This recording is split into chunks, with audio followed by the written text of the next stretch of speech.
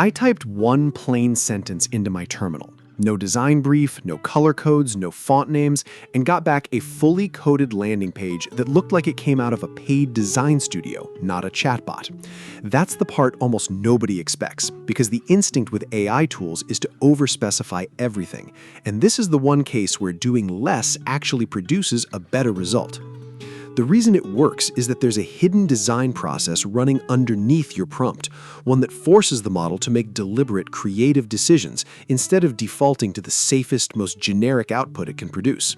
I only share methods that I test myself, so every prompt, every install step, and every result in this video came from my own terminal, not from a marketing page.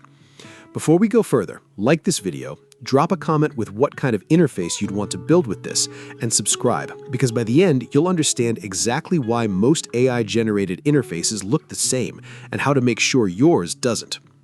Let's start with what this actually is, because the name undersells it.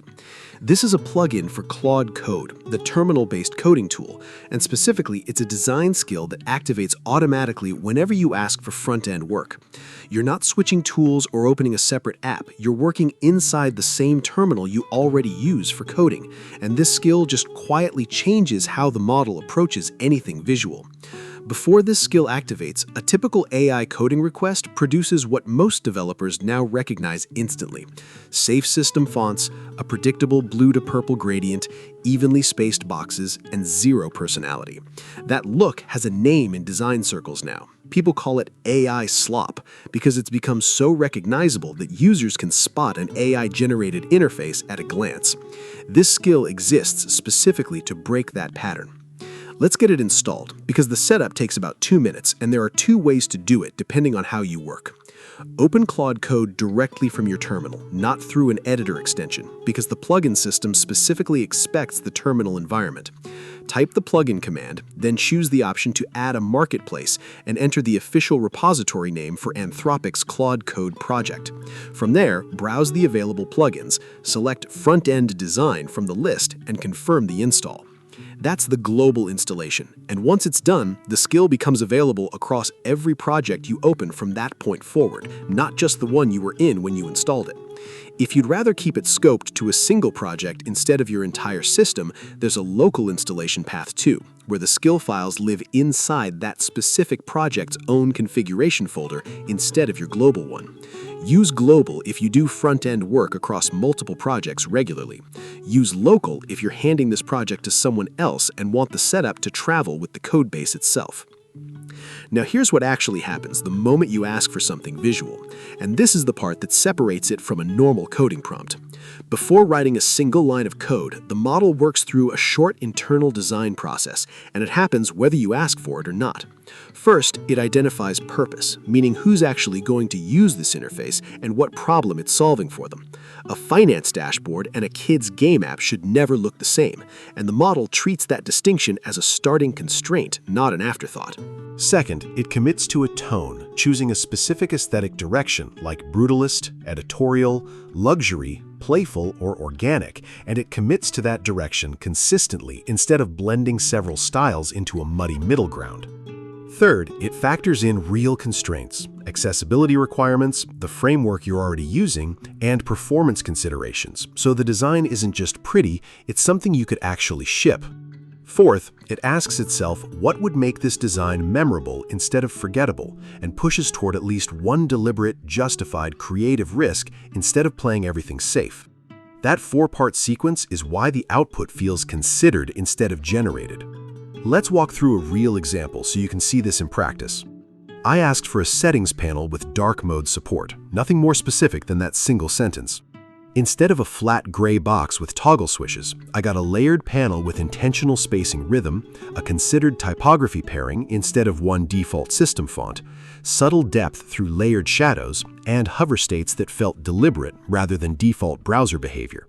None of that came from me specifying it. It came from the model working through that internal design sequence before touching code. I tested a second prompt too, asking for a dashboard for a music streaming app, again with no color codes or layout specifics attached. The result committed to a specific, moody, high-contrast aesthetic direction on its own and stayed consistent with that choice across every component instead of drifting between styles from section to section. That consistency within a single request is genuinely difficult to get from a general-purpose prompt, and it's the clearest sign the underlying design process is doing real work. Now, here's the mistake almost everyone makes the first time they use this, and it directly undoes the entire benefit of the skill. People assume more detail always means better output, so they load their prompt with exact hex codes, precise pixel paddings, and font sizes specified to the decimal point. That instinct feels responsible, but it backfires here specifically, because rigid pixel-level constraints use up the space the model needs to make creative decisions, and it ends up simply following your literal specs instead of contributing any design judgment of its own. The output gets safer, blander, and closer to that same generic AI look you were trying to avoid in the first place, except now it's technically your fault instead of the model's. The fix is counterintuitive but simple. Prompt with aesthetic direction instead of exact specifications. Say what mood or category you want, luxury, brutalist, playful, editorial, instead of dictating precise measurements, and let the design process fill in the specifics based on that direction. Save literal pixel-level correction after you see the first draft, not before it's generated, because refining an existing design is a completely different task than constraining one before it exists. There's a second issue worth knowing before you build anything larger than a single page. This skill is excellent at making one screen look genuinely great, but a real product isn't one screen, it's dozens of screens that all need to feel like they belong to the same system. If you prompt each screen independently without any shared reference, you'll end up with 40 individually tasteful pages that don't actually look like one coherent product, because your design decisions only exist inside each separate prompt and never carry over. The practical fix is creating a single reference file at the root of your project, a short document that captures your specific type scale, your color system, and your core component rules once, so every future prompt can point back to that same foundation instead of reinventing it from scratch each time. Once that reference file exists, asking for a new settings page or a new dashboard pulls from the same established system automatically, instead of generating something stylistically disconnected from everything else you've already built.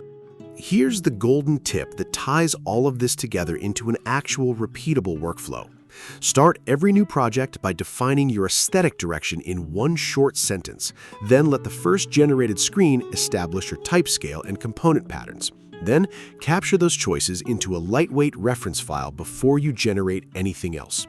From that point forward, every new prompt inherits the same foundation, so you're not fighting inconsistencies screen by screen, you're building a system that compounds, instead of a pile of disconnected, individually pretty pages.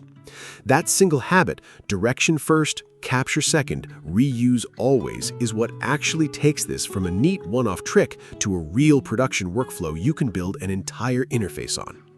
I test new AI deals every week. If a new free method comes out, you'll see it here first. One more practical note before you go build with this yourself. This skill format isn't locked to one single tool either. The same underlining instructions can be dropped into other coding agents that read project-level rule files. So if your team uses a different terminal tool day to day, you're not necessarily starting from zero. Still, the workflow we walked through today, install, prompt with direction, not pixels, capture a shared reference file, is the fastest path to consistent results regardless of which specific agent ends up running it for you. In the next video, I'm taking this exact workflow and building a full multi-page product from scratch, screen by screen, so you can see exactly how that shared reference file holds a design system together across an entire app instead of just one page. And subscribing is the only way you'll catch that build before it's finished.